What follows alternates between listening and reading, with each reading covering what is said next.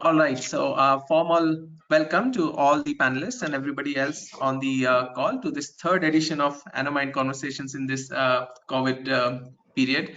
Let me just quickly introduce all the panelists. We have Sunil Bantia from AliAxis, Chief Operating Officer.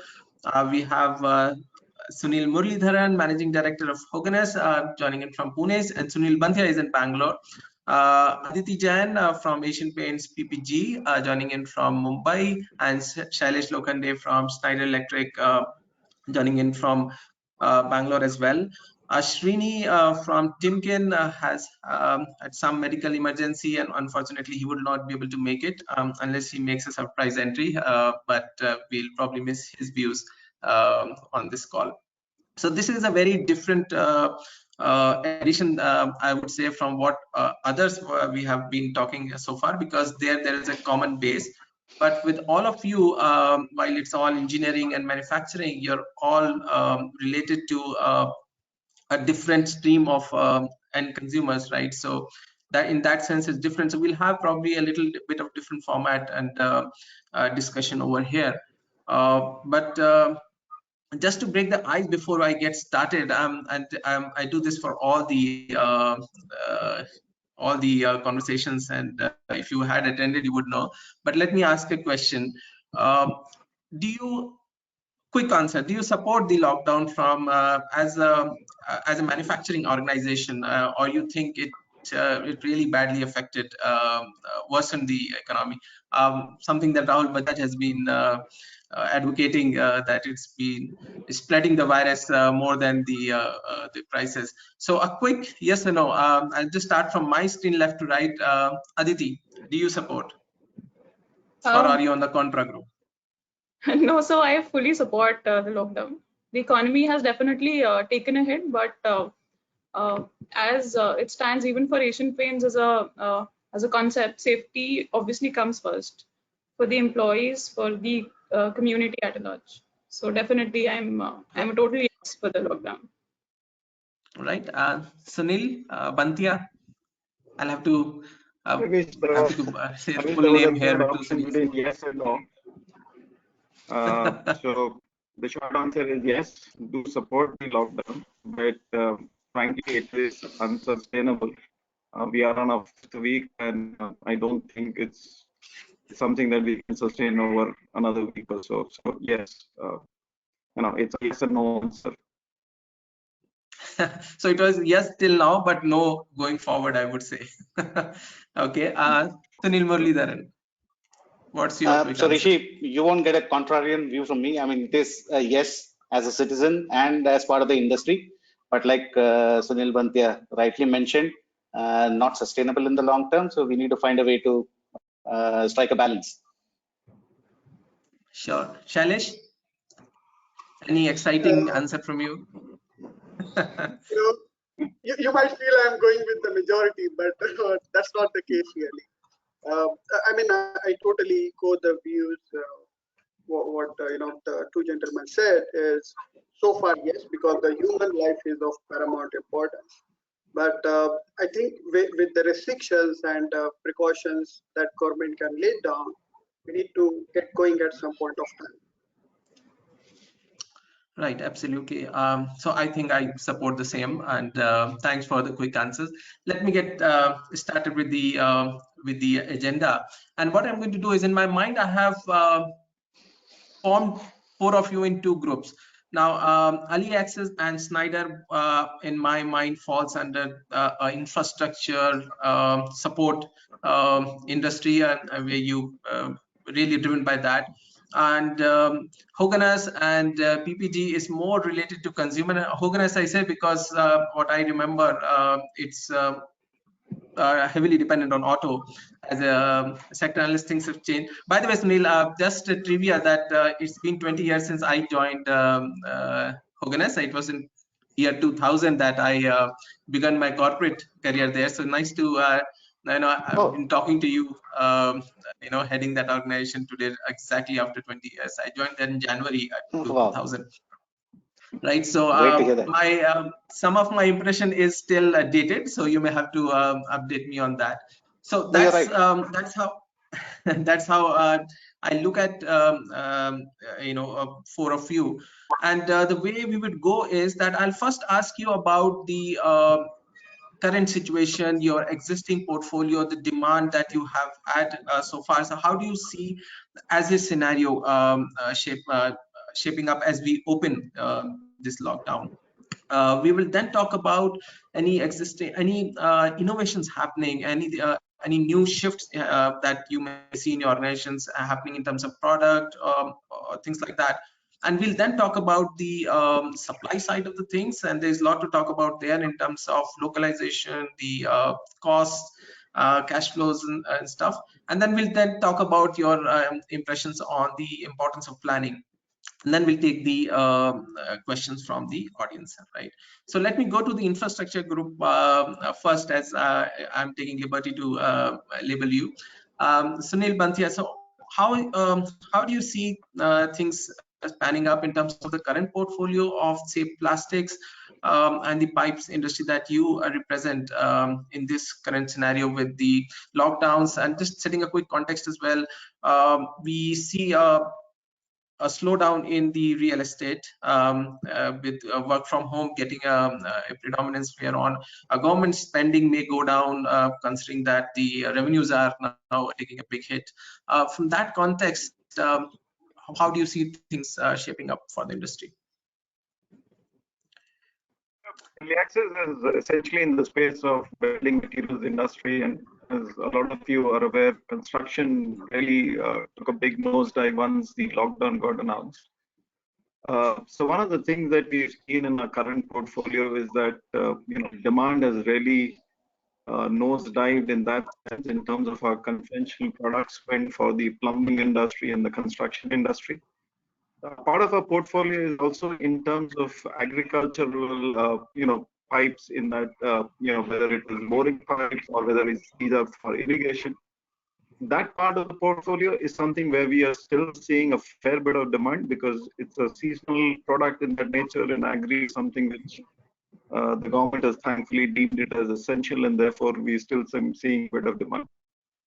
So in summary, what I would say is that at this point of time, there's a fair degree of ambiguity in terms of how demand would shape up even post-COVID, whether what shape the recovery would be, and in terms of whether we would really be back to the old times, so as to say. So I think COVID in some sense is a bit of a watershed, and the new normal, to my mind, is going to look very different in terms of demands for us. So a reorganization of our portfolio to be a little more in terms of a post-COVID world is something that we will have to do. But on an as-is situation, parts of the portfolio where at this point of time we still have demand, and parts of the portfolio where we don't know when the demand will really come back, and at what quantum of demand would we really be able to recover. And are you supporting the current medical situation in any way through hospitals or something which is not the run-of-the-mill business, but a stopgap request coming in from government, just like we saw alcohol industry supporting the sanitizer? Is there anything that you guys are doing? So we've done a fair bit of work in that space. So very early on in the lockdown, so we have what we call as a solvent cement plant, which in terms is essentially a plant which uses a lot of solvents, and therefore our facilities are, it can be repurposed for the manufacture of sanitizers. So we have used the WHO approved formulation, the isopropyl alcohol based and the ethanol based formulations to produce sanitizers. We are doing it as part of the CSR. So both in and around Bangalore, there are two designated hospitals, Victoria and Boring, which are kind of COVID-19 hospitals. So we've been supplying to a lot of these hospitals, and to date we've supplied some 20,000 liters. The other part which we are good at is essentially injection molding. Right? So we have fairly good expertise on injection molding. So what we did was to start with a 3D printing, design, leveraging some of the open source designs which are now available with the National Institute of Health US, to put together the face shields. That was the first one. So we teamed up with Narayan Vidyalaya, which in Bangalore, a lot of you may know, is one of the largest hospitals. So we are We worked with them in terms of designing the face shield, and the first supply is going to go out by next week. So we've kind of built up a capacity of 4,000 shields per day. The second, which is a very interesting one, which we've done, is essentially on face masks. So these are reusable N95 kind of face masks with, disposable filter media. Again, we've tied up with, Manipal and Narayan to kind of design the product at an appropriate price point. And the third thing, again, so all of these have one thing in common, which is that they use plastic and they use our expertise in understanding of injection molding, which we are good at. And the third piece that we are doing is essentially safety goggles. So between safety goggles, reusable face mask, and the face shield, these are some of the essential PPEs which are in extremely short supply, to say the least, and therefore that is something that we are now offering the hospital. So in the space of last 2 weeks, we've kind of worked in defining a new product vertical for ourselves. At this point of time, it is all CSR, but what we thought it would be very essential in terms of how we could contribute, at least in a small way, to what is required at this point of time.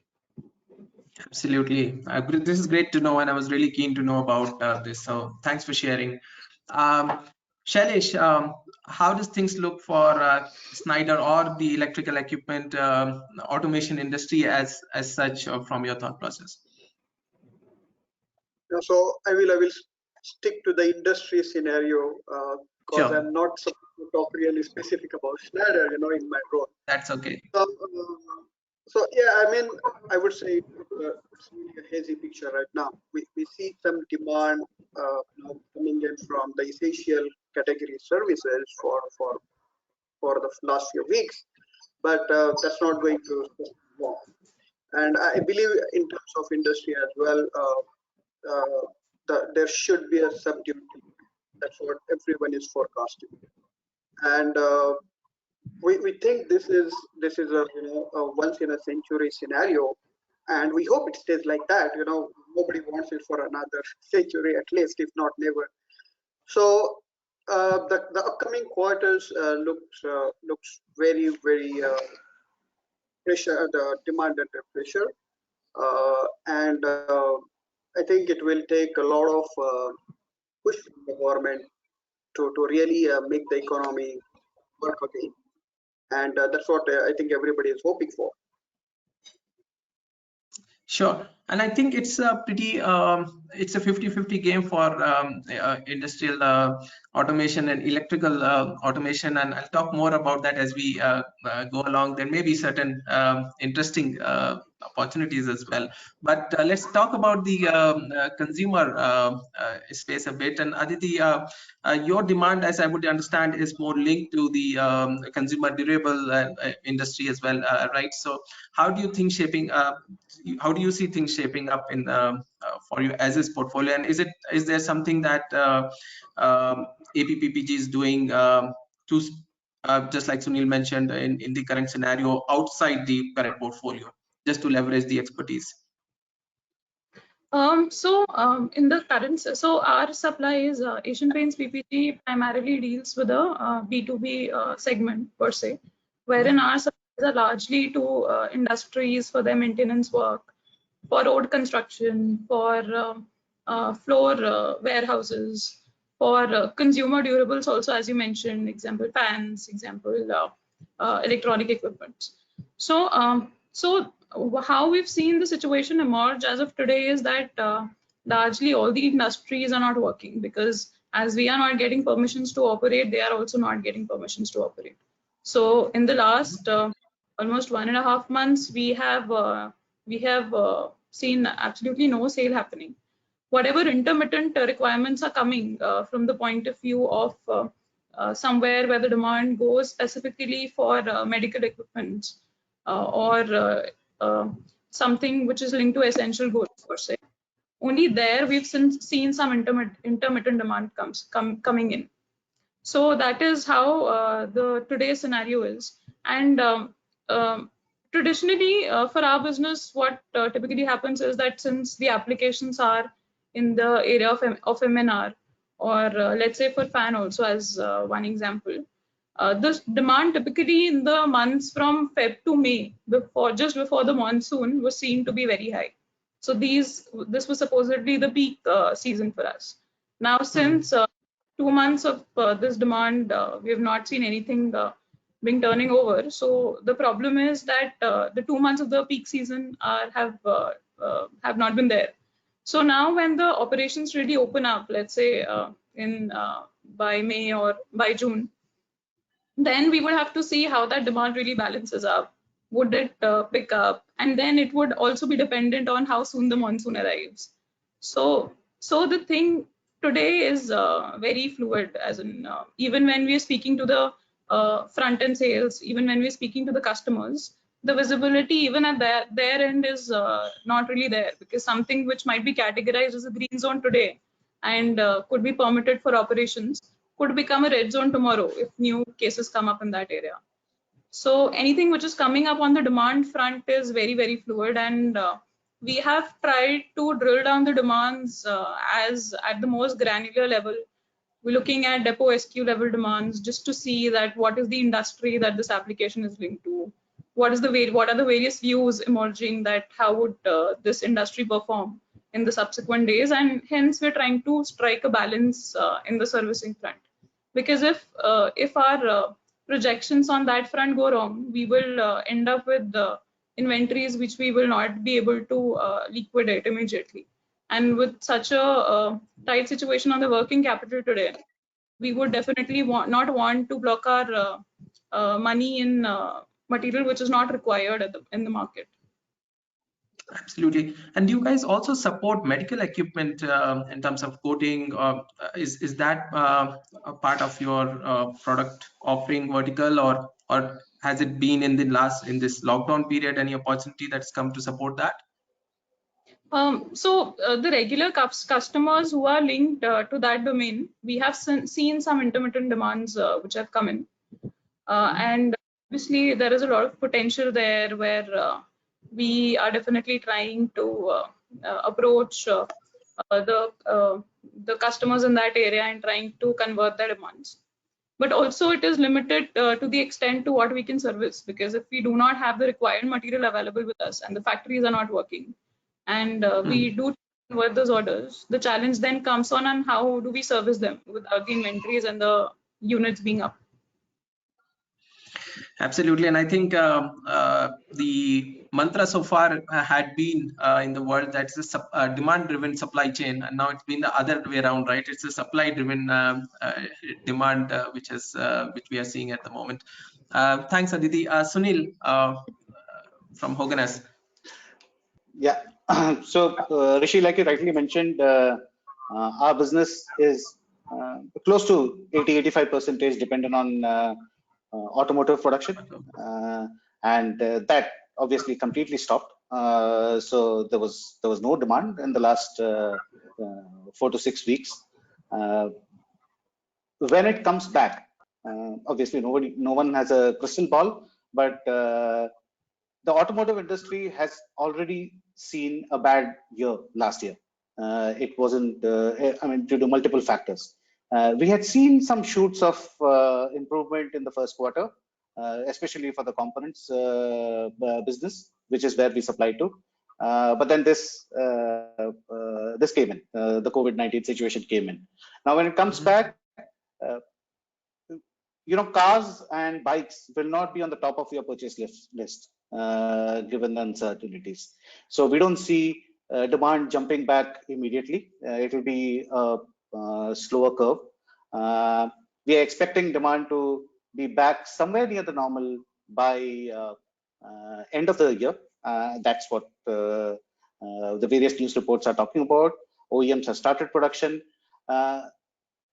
Now that's the negative side. I mean, things haven't been very good for the auto industry, and we don't see that happening too fast, recovering too fast. But then there is the positive side also, which is that the current situation might lead to an increased preference for personalized transport. Especially two-wheelers, where people are graduating up from public transport to two-wheelers. There is some logic to it. So we could see that affecting the industry positively, the need for personalized transport. The second part, since we cater to the component industry, the global supply chain rejig, which is both in terms of Indian OEMs wanting to localize more, to be better, to be wanting to be in more control of their supply chain, and also global OEMs looking at sources beyond the largest current country of source. Yeah. So both these things will lead to there is probably more component manufacturing out of India. Now that is another opportunity for a company like Hoganess. So there is both the negative and the positive side. It's important for us to remain, like you rightly said, it's not about the statistical analysis which will lead to a better demand forecast. It is more the scenario analysis and being in touch with the market and being connected with the market that will lead to better demand forecasting. We have to remain in touch and scale up accordingly. So that's where we are currently. Absolutely, and nice to see you mentioning some positive hope there, and we'll talk more about that when we talk about supply. But let me take the demand discussion forward. I want to know what's the possible new innovation that may happen because of this COVID, and we are seeing this in all the discussions that this is leading either by accident or by forced demand or by sheer application of thought that what else can we do now.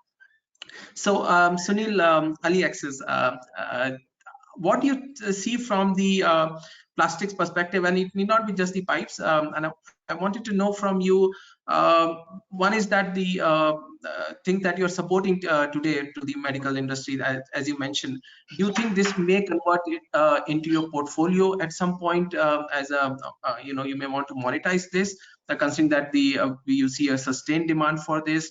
One, secondly, in terms of plastic usage per se, and I was reading that plastic may be back in many forms, considering that disposables are now more at risk. So and there is a contra view there as well, yes and no, but I just want to know your views. How do you see plastics being used or benefiting from this COVID, in which way, and in terms of the shift in the product offering of companies like AliAxis in the mid to longer term? Obviously not immediately. Yeah.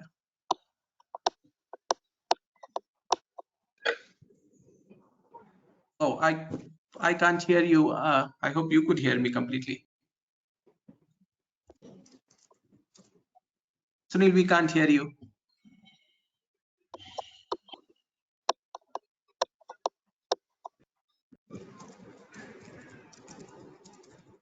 Yeah, I think you're back now. Sunil?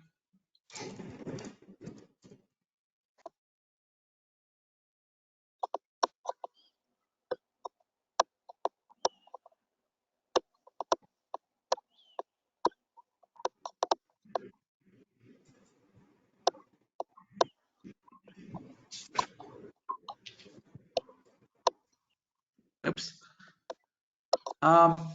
Then we will come back to Sunil.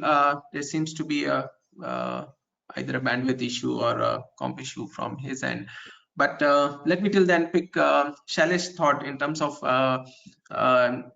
in the electrical automation. Let's see, would we see some kind of innovation here in terms of in the scenario that we are now in terms of social distancing, more need for automation? Will companies in this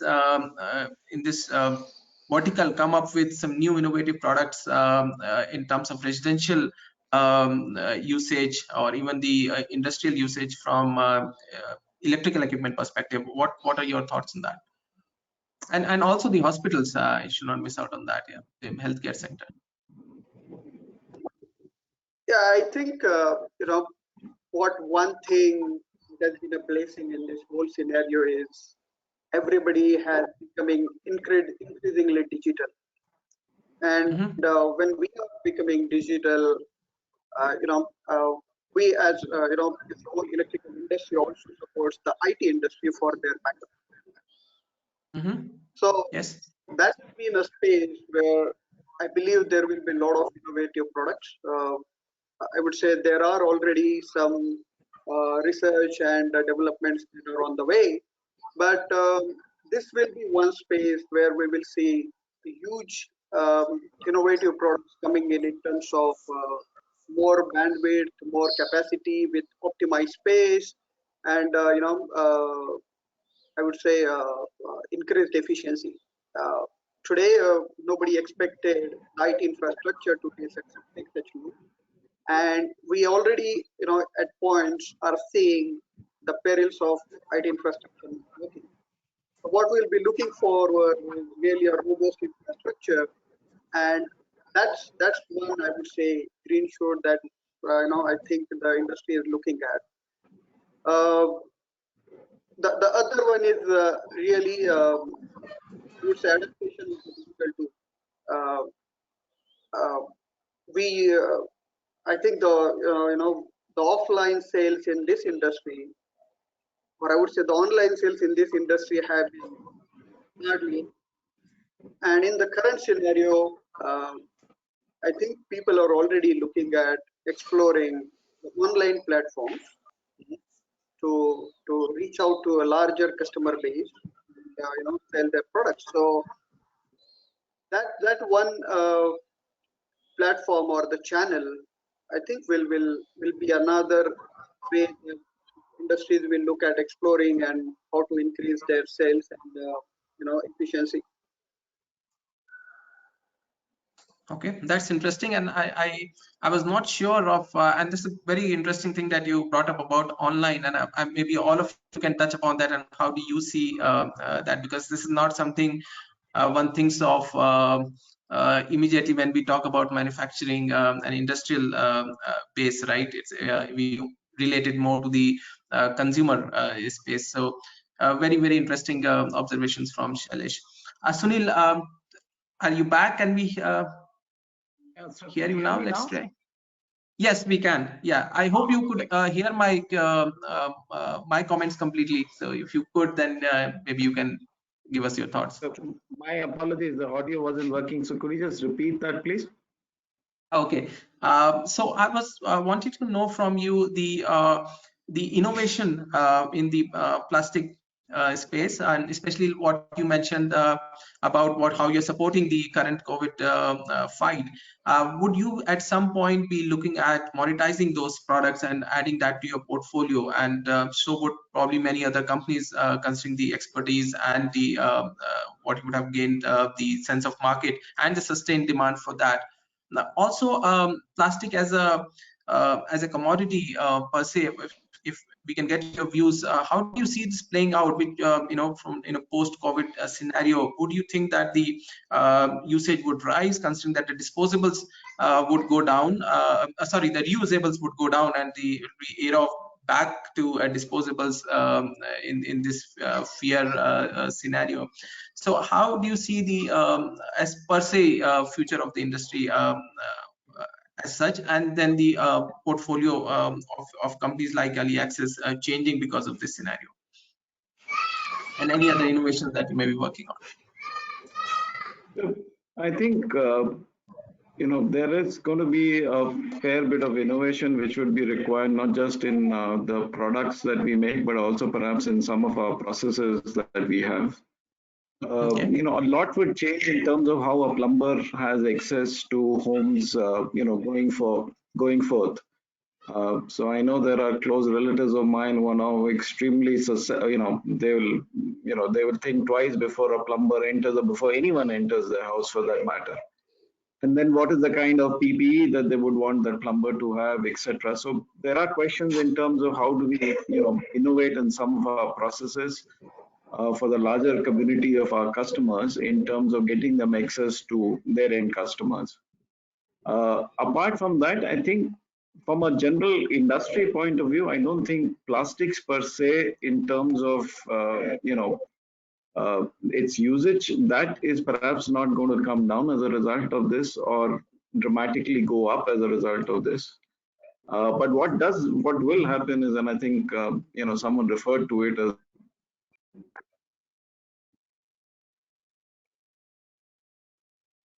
up and, you know,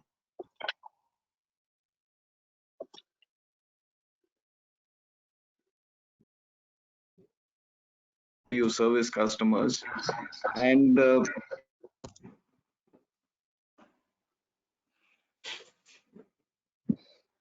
contact like selling. Can you make it easier for your distributors to order a new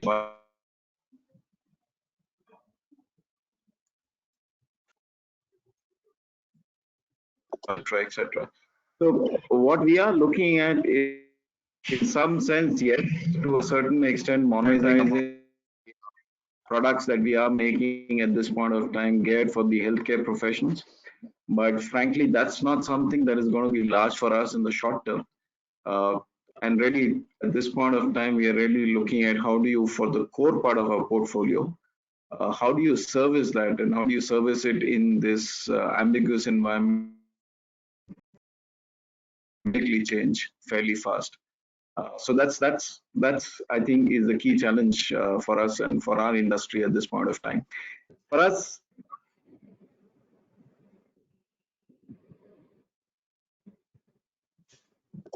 for you know, the way we do business at this point of time, that is unlikely to become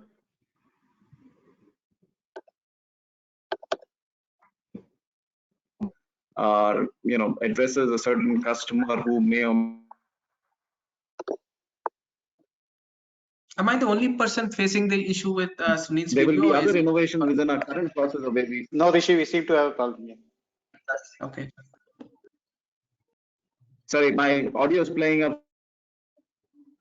Yeah, your audio and video both are breaking, Sunil. Yeah. So it's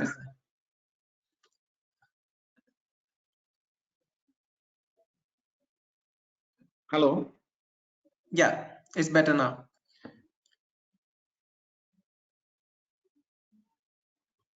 Oops. Sunil seems to be facing a bit of an issue there. I think that's why we need a better IT infrastructure. Shailesh, already sensing some good news here in terms of business opportunity. All right, so let me, while Sunil comes back, let me go to PPG, and I wanted to check with you, Aditi. Will we see some kind of innovation in the coatings as well, especially in the consumer space, to make products more compliant with the hygiene standards and stuff like that in the post-COVID world? Would we see any innovation that front, and any other industry that you're supporting? I can't think much in terms of infrastructure stuff, but maybe you can throw some light on that. Now, what are the innovations that can we expect?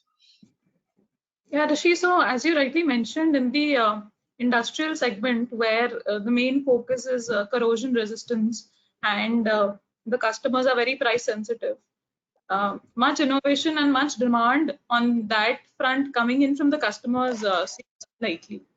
But if you look at the consumer demand on the consumer goods space per se, then in that space, if you would recall, anti-dust coatings for fan was a big rage, is still a big rage at this point of time. So some demands in that area of, let's say, an antimicrobial coating or antiviral coating, with people getting more conscious on the health and safety part of it, we might see some demands upsurging on that area.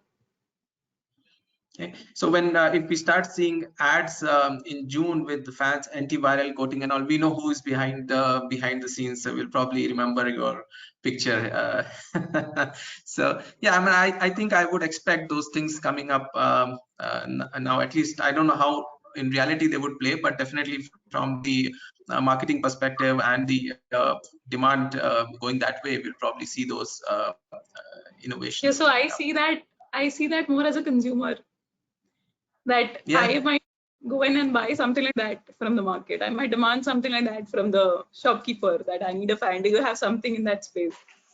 Absolutely, absolutely. So that's a new mantra.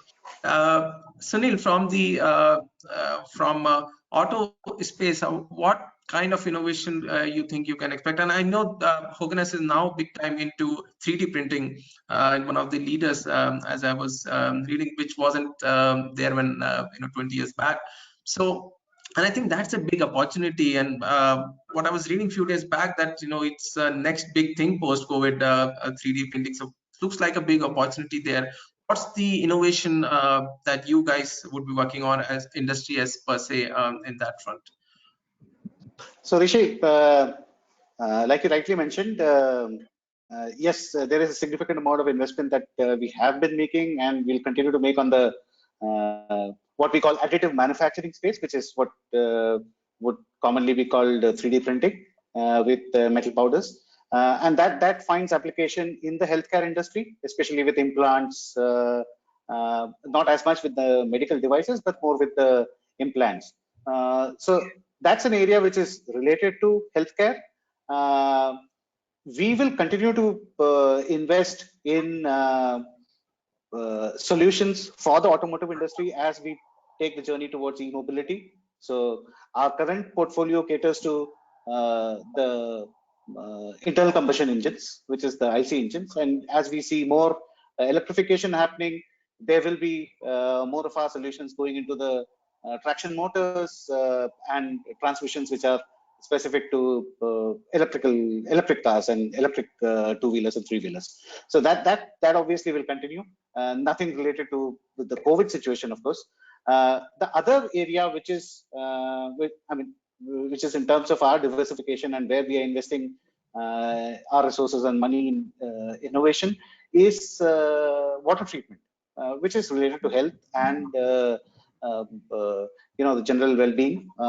So both groundwater treatment and wastewater treatment, industrial wastewater treatment, is an area that we've been investing in for some years. In fact, India, outside of United States, is one of the R&D centers for our environmental business, what we call, which is into water treatment. So that's an area where we will continue to invest. Automotive continues to remain our largest business right now, but we are building these other pillars so that we have a more diverse portfolio. Not completely related to COVID situation I don't see the COVID situation accelerating or decelerating any of these initiatives, but these are the various innovations and diversifications that we are investing in. The other thing, go ahead. Sorry. Go ahead. So the other thing, Rishi, which everyone talked about, is in terms of how the processes will change. One is the product innovation. I think processes digitization will be a critical need for all of us going forward. In terms of supply chain, of course, we need to be more agile. We need to be able to respond faster to changes. For that, information becomes critical. Connected supply chains, right from our suppliers to us, to our customers, that needs a digital platform. So that becomes a critical, and I think that will get accelerated. Online sales, it was interesting to hear discussions around that. Coincidentally, I have been part of a startup which was in the B2B e-commerce space for 2 years. So any change in terms of where you buy from or where you sell, which is an alternative selling channel, has to be driven by productivity improvement, better reliability, keeping quality the same. I mean, saying that whether you buy online or offline, the quality of the products that you get will be the same.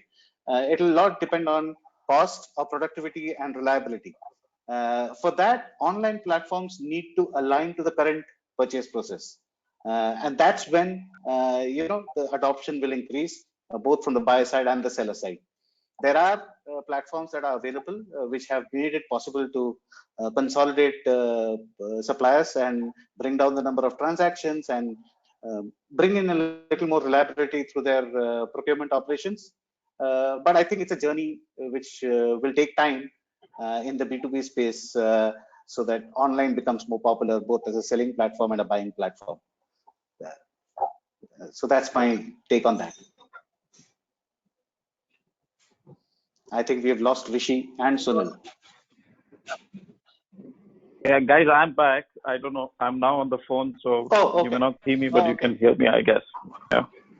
Okay. So, Sunil, the Sheetal, so possibly, I think since we lost the connection with you last time, so can you also shed some light which we couldn't hear at that time on the innovations front that you were talking about? Sure. So I don't know where you guys lost me, so I'll kind of summarize in terms of what I was trying to say. So to the point in terms of what are the innovations that we are looking at in terms of how the world will behave post-COVID, what we do believe is that, and I think Sunil Muralidharan alluded to it, is that a lot of our processes need to change, and our processes need to change in a manner that would be amenable in terms of ways of working in the post-COVID world. To give you an example in terms of how our plumbers, for example, will access customer houses, it's not going to be the same as before. There is going to be a lot of precautions which need to be taken. So we are looking at in terms of how do we drive things like a contactless selling, how do we drive, as much of digitization that we can do within the supply chain. There is perhaps not so much that we can do on the e-commerce platform given the nature of our product and how we sell at this point of time. But there is definitely a lot which can be done in terms of how we move processes that can really help us in terms of driving our core portfolio sales. I think the other question which Rishi had is in terms of how do we see the outlook of the plastic industry going forward, whether demand is going to go up or whether we see long-term demand coming down as a result of this. Frankly, while it is a little early to make that kind of a judgment call, we don't think that there is going to be much of a difference. The difference really lies in terms of how we would be able to service customers. And that's going to change dynamically because, in some places, depending on how, containment is, whether it's an orange zone or a red zone or a green zone, businesses will be open. And therefore, being able to service, what is open is really going to be key. So therefore, innovation in terms of how we execute on a daily basis and how we sense demand, not based on historical data, but based on what's available to be serviced, so as to say on a day and on a week, that is something that is going to really be different as we go along.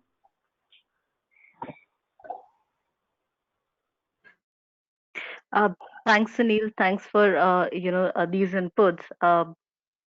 Just give me a second. I think Rishi is trying to join back in. Uh, Rishi, can you hear us? Okay, I think he's also facing some internet issues. Is he muted, Sheetal? No, he's not muted, so that's the reason even I'm surprised.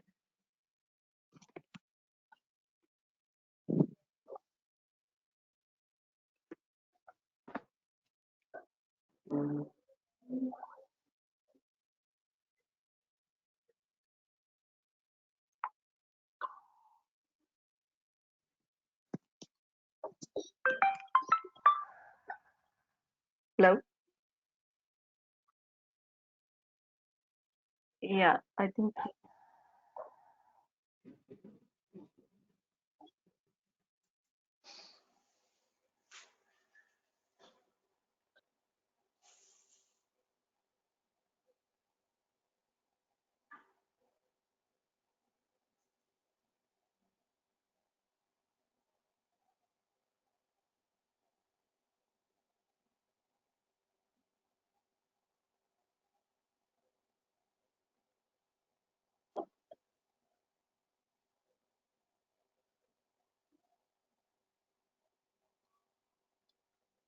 Looks like Rishi is still facing some issues. So in the meantime, let's talk about the supply side constraints, what you guys are facing. So it would be, we know that supply chain is big time hit at the moment. So what do you face, say, especially in the chemical and the industrial goods segment?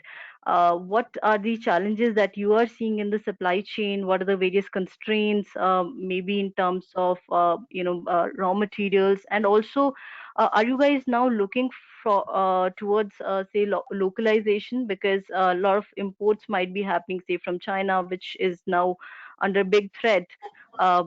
So do you foresee any change in that front as well, that the sourcing which is happening say currently from outside India, are you now looking towards moving towards say a localized approach at the moment now?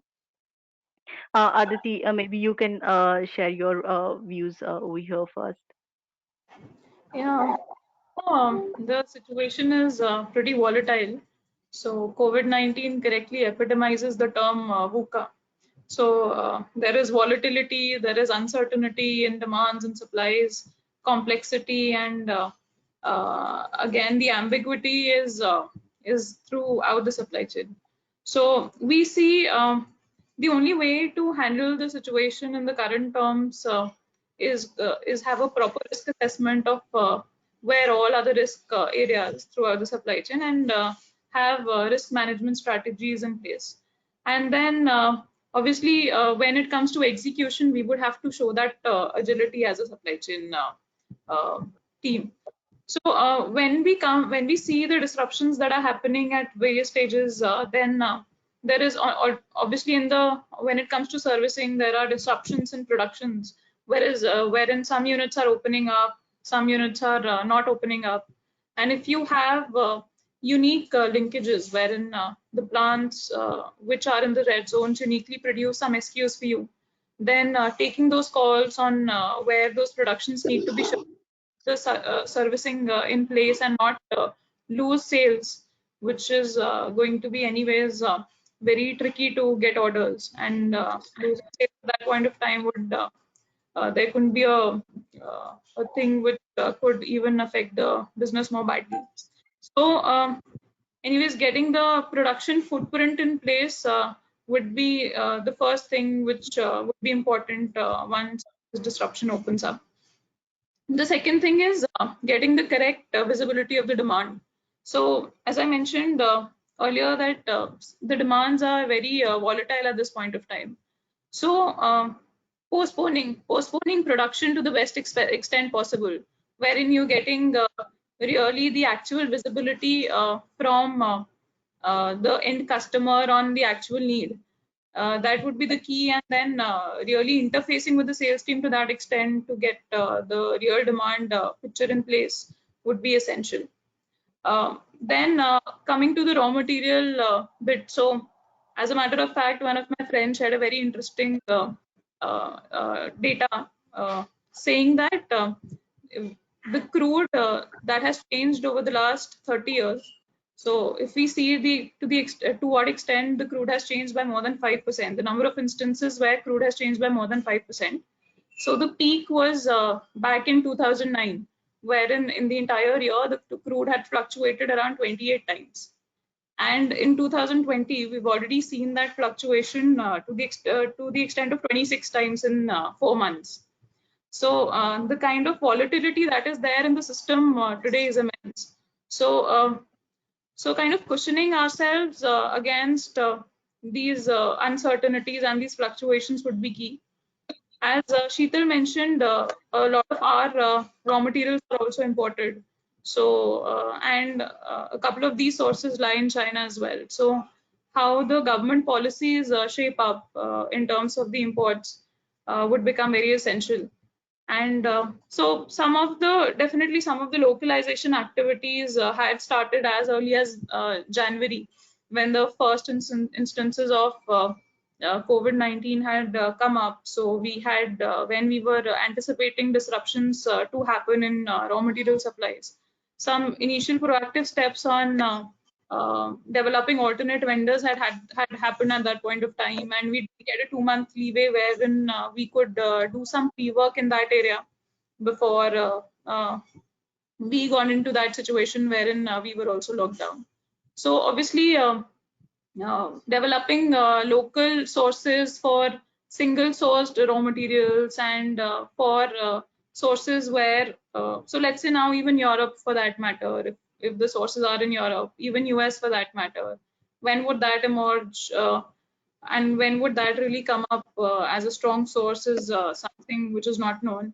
How much of that of their production would they store for catering to the local demands, and how much would they really export when the business opens up would be another question. So obviously localization of RMs would become key. Another thing that I would touch upon is the warehouse spaces being also a part of the logistics and the distribution teams. One of the key challenges that we're facing today is that even if we're getting approvals for starting production, we are not able to start the productions because we're already stocked on in the inventory. So as in, we see a very strong hockey stick pattern in our sales. So when the sales actually stopped in the month of March, we were 10 days due for our sales, and a lot of sales was due to happen in the last 10 days. So we have seen a lot of inventory being piled up in our depots, and taking further production with the demand not coming in is becoming really challenging. So how do we really come up that situation is also a challenge. And in the time being, handling transportation with the focus of all the transporters being today on moving essential goods and not finding sufficient drivers in the market. Logistics has really become a challenge, and for us as well, wherein a lot of our dispatches are in the space of part truckloads. So with the warehouses of even the transporters not operating, the FTLs is the full truckloads is what we are seeing moving intermittently. So how do we really support whatever orders are coming in? What is also emerging to be a big challenge at this point of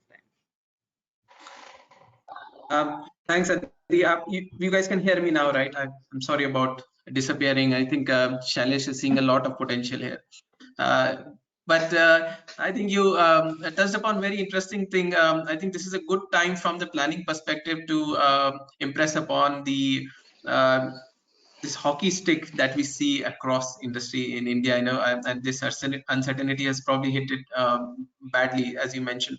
But I also wanted to check one of the things from the input cost perspective. I believe you would have some decent dependency on the petrochem space as well, and with this crude prices going down, do you see some benefit arising out of that as a silver lining in the whole thing? Is there any So actually the fluctuations in the crude is so high and it is changing on such a daily basis that most of the suppliers have actually put freezes on the raw material prices.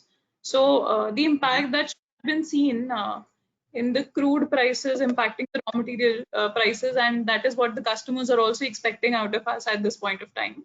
But that has not been seen really, because when we talk about prices, then obviously their replies are that when we are able to open up operations, then we would have to sense what the prices are, and we would be able to take a call on the prices only at that point of time. So we actually do not see the crude. But there is a possibility, you reckon there is a possibility of that benefit flowing through? Yeah, so that would completely depend on the demand supply scenario of that particular time at that point of time. And yeah, if it sustains. Correct. All right. Thanks, Aditi. I'm sorry, I may have lost the flow. So Shailesh and Sunil, have you already given your views that I may have missed, or you still to go? No, so Rishi, I did. So sorry, there are two Sunil, so I don't know who you're referring to, Rishi. Okay. So yeah, Sunil Muralidharan, maybe you could go next. So actually Sheetal posted a new question around the supply side. So is that what you want me to? Okay. Yes, so on the supply side, the challenges it'll differ from company to company based on where the supplier base is. So for us, it is largely India. So in terms of starting supplies, our suppliers starting operations, I think it will be more or less in sync with us starting operations, unless they are in a hotspot, say a Mumbai or a Delhi. So we don't have any suppliers in those hotspots. So we are assuming that the operations for them also will start in sync with our operations starting. We do have imported raw materials, RMs, but they yeah. primarily come from Sweden, where the Swedish model, there they haven't locked down their economy. They have used a very different approach to combating COVID. So there also we are kind of secure. Obviously, if you have raw material supplies coming out of China or Italy, Germany, France, or even the US, you would have concerns around supply continuity and reliability. For us, fortunately, that doesn't exist. For us, on the supply side, the concern is more around logistics. Like Aditi rightly mentioned, both transportation and warehousing are very people intensive, and transportation with the current restrictions between districts, at least in the short term, we seem to be facing challenges in terms of getting transporters to move our raw materials from our source to us. So that remains a challenge, and how the entire logistics industry will cope up with the new norm, the new normal, where physical distancing is important, because that industry is very manpower intensive. So Yeah. that remains to be seen, how logistics work out. So that's where we see the challenge, rather than the source of supply starting operations. So more the logistics. And So how about the exports? You were quite bullish about that, but yeah, how soon so you think that can happen, considering you know, that the the economies yeah would still be closed in large part of the world? Yes, you're right. The automotive industry in US has shut down, so that will take some time opening up, but I think they will start opening up.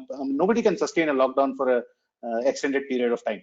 So most of the exports that we had was going out to North America or back to Sweden.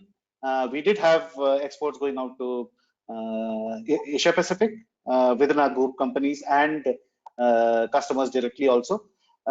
Those customers continue to operate, though on a scale down basis, but they continue to operate. So as long as there is demand, I think our export logistics is working pretty fine. The customs clearances, I mean, both import and export, though they are operating with limited manpower, I think they are doing a great job in terms of making things possible. So we don't see a challenge there, unless, of course, suddenly there is a spike in demand and we need to scale up entire operations, and they become constrained in terms of managing the transactions. But I don't see that happening. There will be a gradual increase. So as of now, we don't see a challenge. In fact, when we have started operations now, it's primarily for exports, because there is no domestic demand that is started. So we have been able to export out, and that hasn't been a challenge.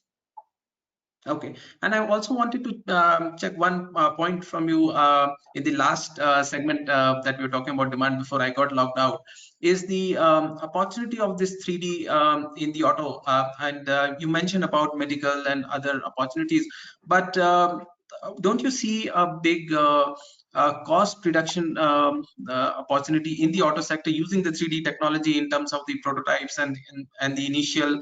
So would you think that they would be more aggressively adopting to this, especially in this part of the world? I know there's a lot of adoption in the Western world, but in this part of the world, and considering the pressures that the industry is going through at the moment in auto, would you see a leg up in the demand for 3D wave, which would get passed on to companies like Höganäs? Typically, I would imagine, though India tends to skip generations, but it kind of follows what happens in the developed economies. So going by that, auto hasn't been the largest adopter of additive manufacturing or 3D printing technology. It has been, so we've seen it happening in aviation, which, I mean, if there is, there is more MRO opportunity than actual manufacturing opportunity here in India. But if that happens, aviation, there is oil and gas, where additive manufacturing has picked up oil and gas equipment. There is obviously electronics, there is healthcare. Auto, not as much globally. So I don't see would that this situation changing. push them to, that was my question, would this situation push them to accelerate the adoption? Is there a possibility there? I don't see that happening, because nothing in this situation makes it necessary for them to look at smaller volume, flexible quantity manufacturing. Auto will remain large volume, same design across platforms, assembly of large volumes. So I don't see that changing immediately. With electrification, I can't say for sure. Maybe there will be opportunities for additive manufacturing. You mentioned prototyping. Yes, it has been adopted in the design prototyping stage, definitely. The volumes are small there, not as large as when you go into commercial manufacturing. So prototyping, even the auto industry has taken up additive manufacturing, not with metals, unfortunately, more with plastics, because prototyping is typically done with the plastics and not as much with the actual metal that will be finally used. So prototyping, yes, it's being used. It will continue to be used, but that's smaller volume. Okay, right. Shailesh, with all this talk about localization, do you sense an opportunity for the industrial automation and as things move, if India capitalizes on this opportunity, which all of us really want to, but with this sense of getting the things more locally, setting up operations here, how do you see this panning up for the industrial automation and electrical automation industry? Do you see a big opportunity waiting there, though more localized? Absolutely, because I think de-risking the supply chain will involve not only localization. I think it's just one piece of it. The other piece is, I think, going forward, the labor-intensive industries will be, pressure tested against natural epidemics. Asset-heavy industries will be pressure tested against natural calamities. And the global supply chain, I think, will be pressure tested against political situations around the world.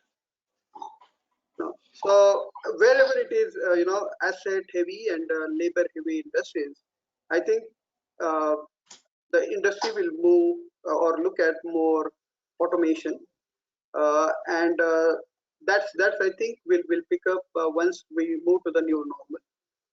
And I think the repetitive tasks that, or I would say the low skill jobs that are done today with manual, with all these measures of social distancing, very difficult to maintain in the manufacturing scenario. Those will be looked at how to digitize with automation, replace with automation. So I think yes, in that space we definitely expect innovation to happen, and as well the businesses to grow. Absolutely. So thanks a lot for that overview. Now we are almost there on time, but I have one last question, and then we'll take a couple of questions from the participants as well. The last question is on the importance of planning. How do you see that panning out? How do you see that being part of the digital initiatives in the companies? How critical would planning become in the post-COVID scenario? Let's start with the planning head in PPG. Aditi, let's start with you, and then we'll go left. Yeah, planning function from all points of time as in becomes the most critical at this point of time. But obviously, dependence on the tools and the automations would have to be very critically handled, wherein the dependence on let's say a demand planning tool, or let's say even a production planning tool for that point of view would have to be we would have to move away from that for a little point of time. Take that data only as a North Star per se, that only shows us direction where to go, but we would have to take our own decisions on how do we adjust those demands, how do we adjust those plans, how do we change plan linkages from one plant to the other. So there's going to be a lot of manual interventions. The entire logic the managers have been fed into this planning system. Otherwise, it could be a very well automated planning system. That is how the things would emerge over the period of time. at least for the next 2-3 months, this is what we foresee, that there would have to be a lot of manual interventions into the planning system. And obviously, also the collaboration may need more support, right? You may need more support from the tools in terms of collaboration because of these that supports this manual intervention, right? Correct. So the shift in the focus would be purely from analytics to a more collaborative planning, wherein the interfaces are coming together and discussing the demand patterns and the how do we plug the supply gaps. So that would become the key when it comes to the planning front. And being nimble and agile at this point of time would be definitely the key when it comes to planning again. Right, and that example of nimble reminds me of our last webinar where somebody gave analogy of badminton, and that's how planning needs to be. You know, you have to be very nimble on your feet. See where the shuttle is dropping. Thanks, Aditi, for your views. Sunil Bhantia, I believe you are on the audio. Your views on planning. So I think a couple of things. One, I think the planning cycle will become extremely short. So, you know, at this point of time, for example, we are really looking at a daily planning kind of a scenario. So therefore, you know, a lot of our tools usually use historical data, and then planning horizons are usually either in terms of months or 3 months or quarters. So I think in the near term, we will see, you know, planning cycles getting crashed. And as Aditi said, a lot of dependence perhaps in terms of feeding the right data into the tools, depending on how things are changing on the ground. So that's I think is something which is going to be critical.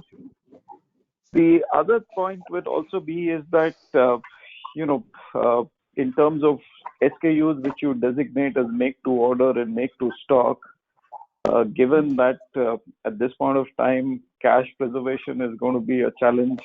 There is also going to be a challenge in terms of how we service customers. I think there will be a shift in terms of a lot of our SKUs in our portfolio moving from make to stock to make to order. And that will, of course, mean the dynamics of having, a much higher, lower capacity utilization in the near term to take care of any spikes which may happen. So that's the other thing that is likely to happen in terms of how we actually, produce in terms of what stocks and on what basis. The other is also in the near term, I think inventories will go up because, one of the thought process we had is that in terms of supply network in the pre-GST era used to have, kind of a warehouse at each state, so as to say, and then we went through a consolidation phase.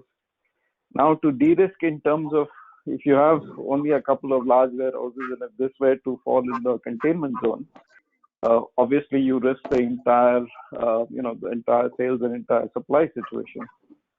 So maybe having smaller warehouses with, multiple warehouses with small inventories at each point may become a better option in terms of how we service customer orders.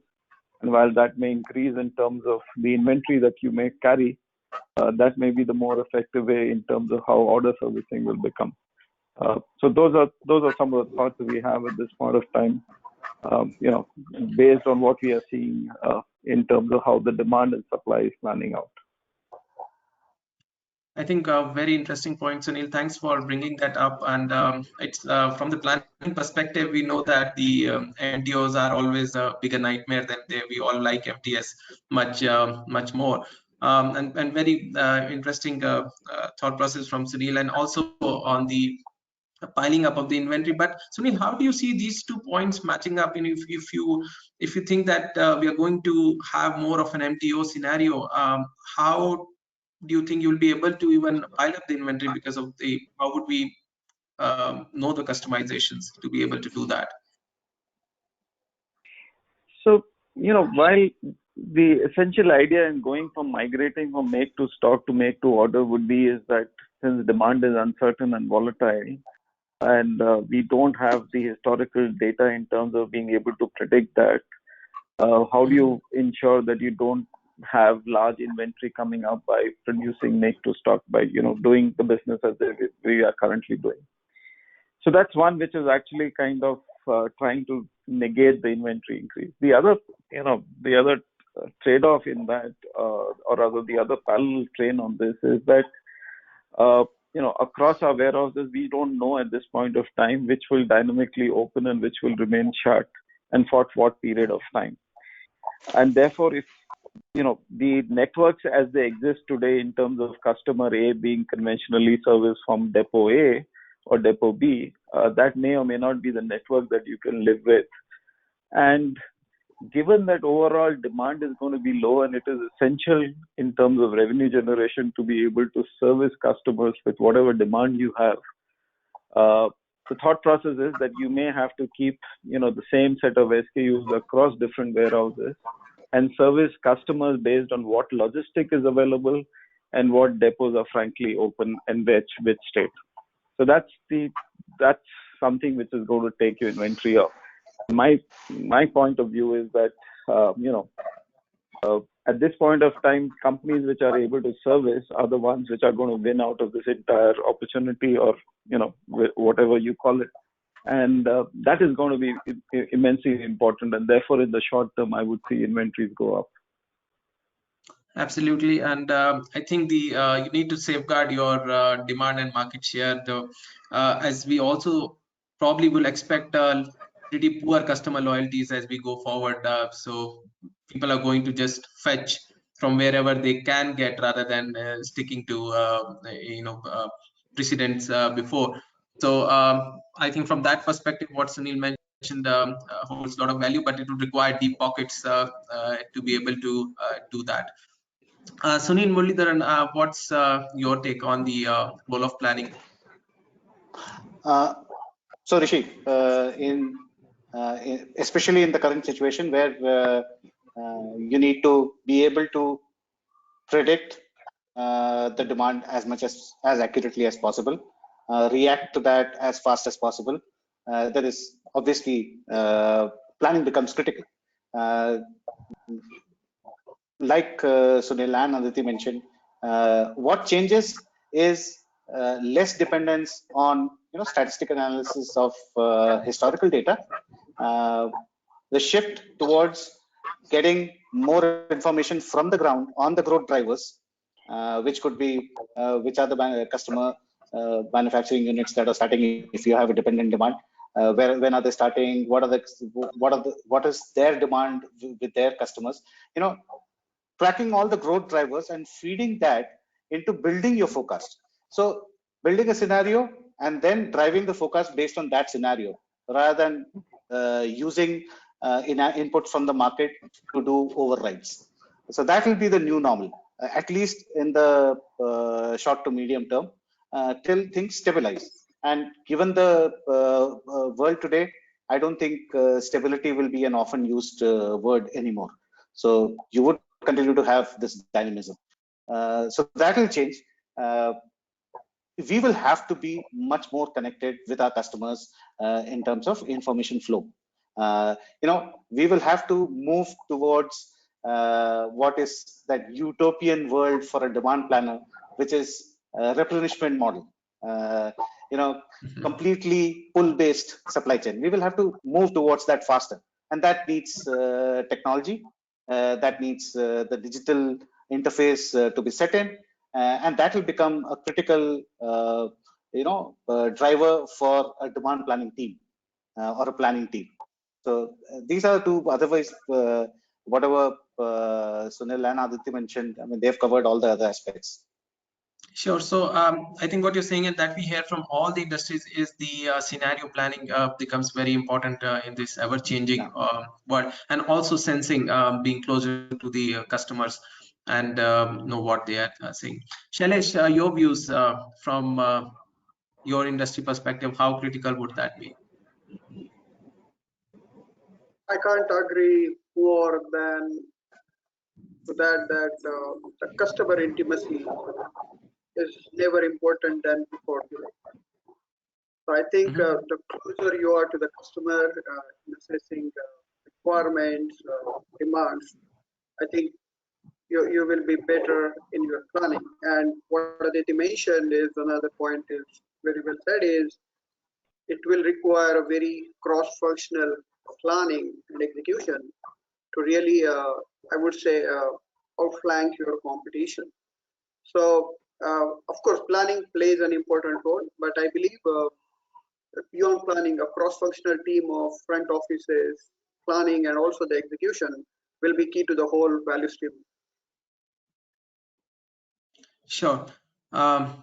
Totally agree. And thanks a lot for all your views in how the this COVID and post-COVID scenarios are building up. A very interesting learning in many ways for me. So thanks a lot, and sorry for the technological disruption. And I hope things become better from here. We'll take few questions. If you guys can wait for a few more minutes, and let my colleague Sheetal take questions from the audience if they have already put in. And Sheetal, you can read out. Yeah, thanks, Rishi. So we have a couple of questions here. I'll the first question being, every challenging situation presents certain opportunities. So what, in your opinion, is the opportunity the current situation offers, and how should the industry grab this? It's open Okay. to say for all. Who would want to take that? Sunil Bantia, would you want to take that? Yeah, sure. I think there is a lot of opportunity for organized players in terms of being able to, ride out this current situation far better than perhaps smaller companies would be able to do. And therefore, it's an opportunity also in terms of how we treat our customers, how we treat our vendors, how do we treat our suppliers in terms of supporting them to ensure that those relationships are something that can be leveraged in terms of building the business for the future. I think that's something which is critical at this point of time when a lot of people are in difficult situations. The other opportunity, of course, is in terms of, and a lot of people refer to it, how agile and nimble you are in terms of being able to service customers and therefore build up partnerships for the future in terms of as the recovery progresses and whatever quantum of time that may take. I think this is really at this point of time ideal in terms of being able to, whether through digital means, through technology, as well as through being able to actually resources better, service customers better, and that will really help businesses in the long term of being able to take advantage of the current situation. Sure. Shailesh, your views on the electrical equipment industry? Any challenge, any opportunities you see there that you think is open for grab? I would say, what are the opportunities that from supply chain viewpoint is this is possibly the best scenario to stress test your whole supply chain, your own financials, your own supplier financials. And if you survive, and if your supplier survive, probably you have got a very efficient supply chain, at least in terms of financials. So I think that's one really opportunity, to understand how financially strong yourself and your supply chain is. And then the other one is really, I would say, digitization, and automation.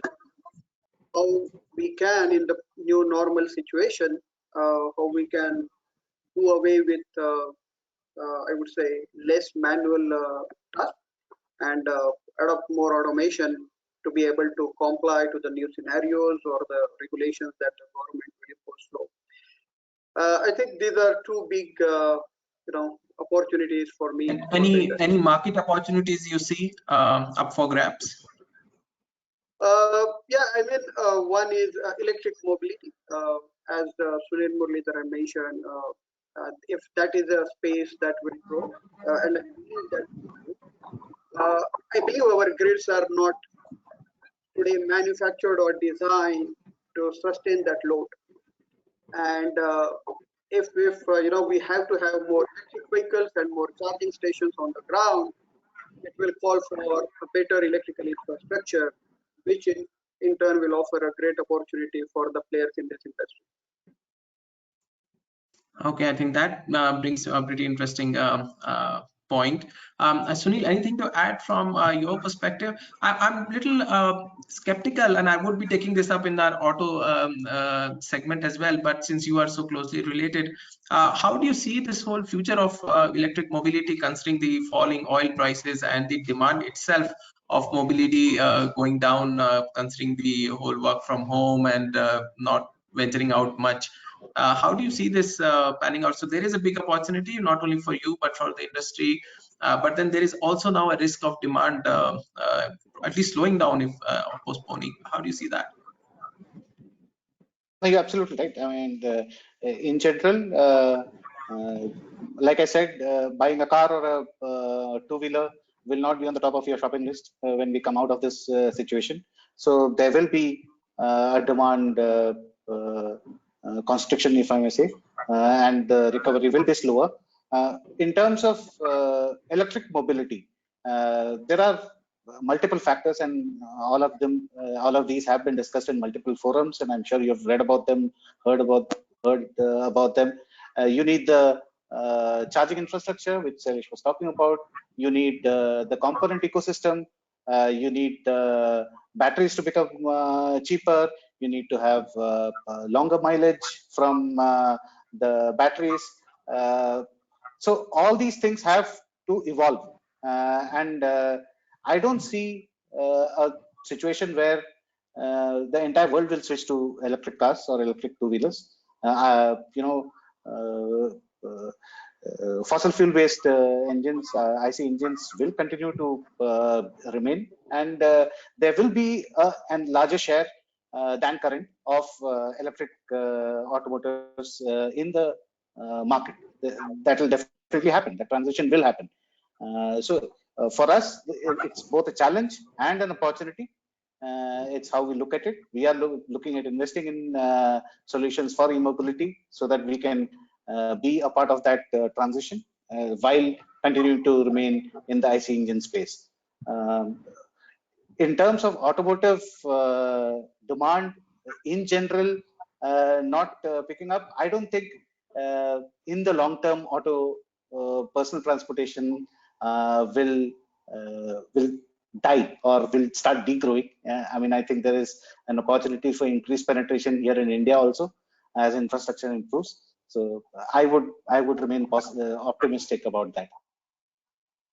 Sure, and I think the COVID may have just increased the lifespan of IC engines than we were expecting for them to die, right? So from that perspective, they might.